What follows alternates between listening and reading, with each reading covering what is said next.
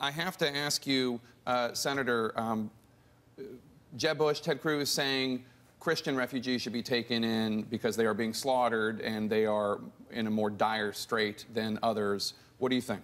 They're all being slaughtered. I mean, ISIS is killing more Muslims than Christians at the moment. So, look, I think the American concern about security is a real concern. I think there's a way to take refugees in without violating our core principles.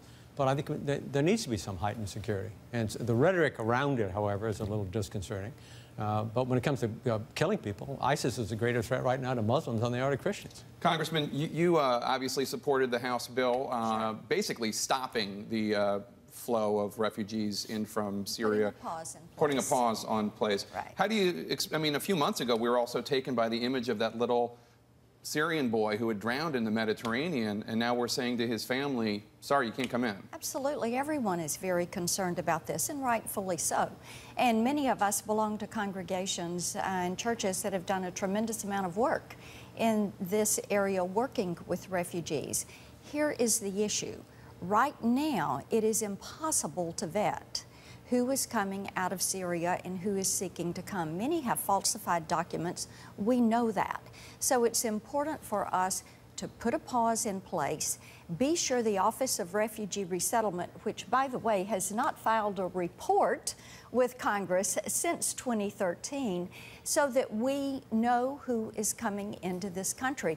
Right now, we don't know whether it is people coming across the border illegally, like the 8 two-family units that were Syrians that were caught this week in the Laredo sector. Well, I think they turned themselves in. Or it is somebody in Honduras. We had 6 that were apprehended there. So you've got the illegal alien and the refugee. It all comes through ORR. ORR needs to be halted until we get some protections in place. The United States Holocaust Memorial Museum and other Jewish groups have expressed concern about this legislation, and a lot of them have cited polling from the era of World War II, 1939 Gallup poll. Should the U.S. government admit 10,000 Jewish refugee children from Germany? Yes, 30%, no, 61%. And there are those who say this is a false comparison here. Well, every comparison is legitimate. There was a comparison to the Vietnamese 130,000 refugees who arrived with Operation New Arrival after Saigon fell, and we absorbed that. But the problem here, the context here, is the president's rhetoric. Bob mentioned that the president's rhetoric and the Republican rhetoric. 5 words now define this administration: leading from behind, JVs, contained. And the problem is that those 5 words add up to failure. So nobody trusts the president to process the refugees. We are a welcoming country, 130,000 Vietnamese. I talked to Ted Koppel this week. He is the son of German refugees to England. We have an incredible Persian population in Beverly Hills, California, where I live near there. In my district. Your district. And so we are very welcoming, but this administration has failed at the IRS, at the VA, at every level in Syria, so no one has confidence that they can vet. When people talk about defeating ISIS, what do you think? So I think it's really important that we all understand that it's necessary to look at the physical war. Of course it's necessary, but we need to broaden our sense of what is necessary. Looking at the ideological components is central. We need a strategy that is integrated. Why?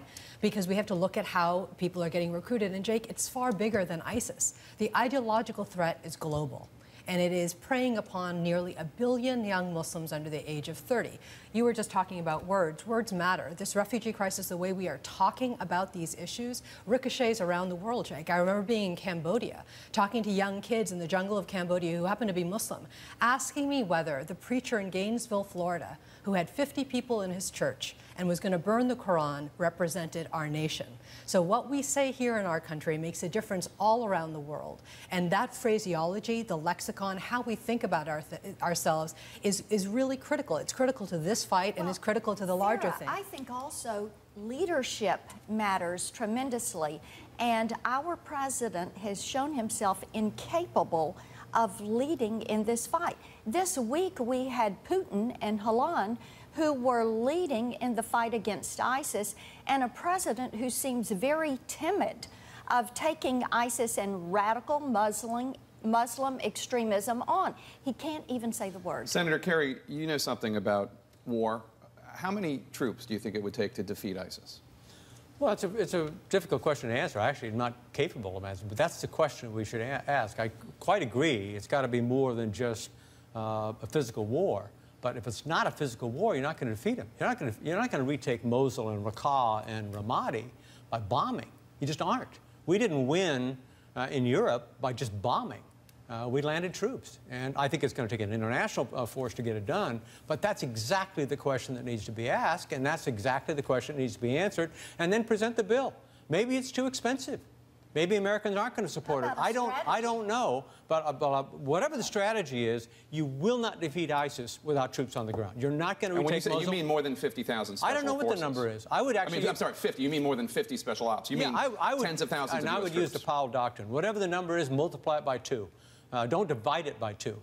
Whatever the number is, multiply it by 2. Give us the full cost. I think the American people will support it, but it's the only way you're going to defeat them. Hugh, I don't hear a lot of Republicans, except for some that are like 0% in the polls, calling for troops in Iraq or Syria to defeat ISIS. I did a dozen interviews with Republican candidates this week. They are divided about Russia. They are divided deeply about the Iranian complement here. And, of course, Lindsey Graham is leading the way for a troop commitment. I think Marco Rubio is open to that. It will come down to a debate that we're going to have on December 15th, and that will be one of the 4, I think, key questions.